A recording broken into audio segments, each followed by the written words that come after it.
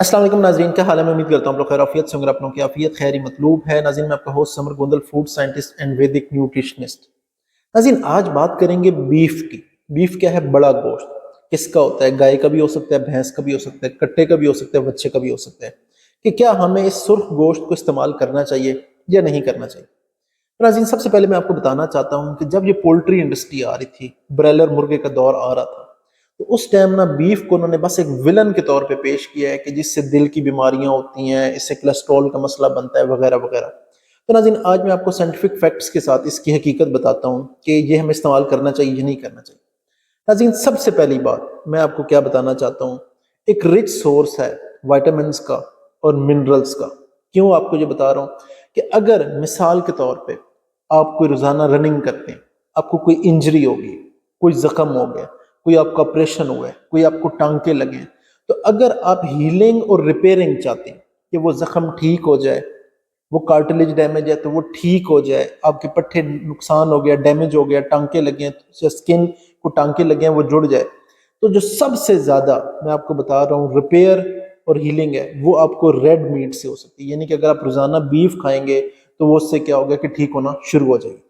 तो ये आपको पता लग गया कि अगर सर्जरी है, कोई रिपेयर होना है, टांके लगे हैं, कुछ भी है, तो उसके लिए सबसे बेहतरीन क्या चीज़ है, वो है रेड मीट। नाज़रीन, अब दूसरे नंबर पे आ जाता है, अगर आप अपना वजन कम करना चाहते हैं। वजन क्यों ज़्यादा होता है? चर्बी इकट्ठी होती है। चर्बी क्या है? फैट है। तो इसमें क्या है, तकरीबन 25% प्रोटीन होता है। अगर आप खाएंगे, जब प्रोटीन इनटेक होगी तो उससे आपको क्या होगा, आपका जो मसल मैस है, यानी कि जो आपके पट्टे हैं, वो ज्यादा होना शुरू हो जाएंगे। और तो ऑटोमेटिकली क्या होगा कि जो आपकी चर्बी है वो कम होना शुरू हो जाएगी। तो उससे क्या है, तो आप ज्यादा स्ट्रांग होंगे और आपका बुढ़ापा अच्छा गुजरेगा। अगर आप चाहते हैं किसी का देखना किसका बुढ़ापा कैसे गुजरेगा, तो आप देखिए कि उसका मसल मैस कितना है, यानी कि उसके ये पट्टे कितने हैं। चर्बी नहीं देखनी, मसल्स जितने ज्यादा होंगे आपका बुढ़ापा इतना आसानी से गुजरेगा। तो उससे क्या होगा कि ऑटोमेटिकली आपका वजन शेड होना शुरू हो जाएगा, वजन कम होना शुरू हो जाएगा और आपका जो मसल मैस है वो इंक्रीज होना शुरू हो जाएगा।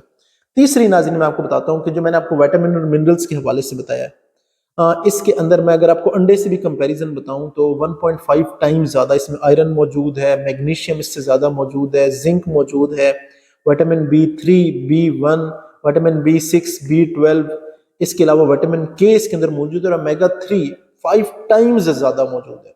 यानी कि फुल ऑफ न्यूट्रिशन है ये। अच्छा नाज़रीन, अब अगली चीज़ आ जाती है, जब आप रेगुलर इसको अपनी डाइट का हिस्सा बनाते हैं तो उससे क्या होता है कि जो बीफ है इतनी जल्दी हजम नहीं होता, आपको आहिस्ता आहिस्ता एनर्जी देता रहता है। तो उससे क्या होता है कि आपकी इंसुलिन सेंसिटिविटी बढ़ना शुरू हो जाती है और आपकी जो डायबिटीज है, अगर आप डायबिटिक हैं, अगर आप शुगर पेशेंट है, तो वो क्या होना शुरू हो जाती है, वो रिवर्स होना शुरू हो जाएगी। नाज़रीन, यहाँ एक बड़ी मैं इंपॉर्टेंट चीज बताना चाहता हूँ कि अगर आप रेगुलर जिम जाते हैं, ठीक है, तो आपने अपना मसल मैस बनाना है, या आप एक्सरसाइज करते हैं, भागते दौड़ते हैं और आप शदीद थक जाते हैं, वो क्या होता है कि आपके मसल्स के अंदर एसिड प्रोड्यूस होता है।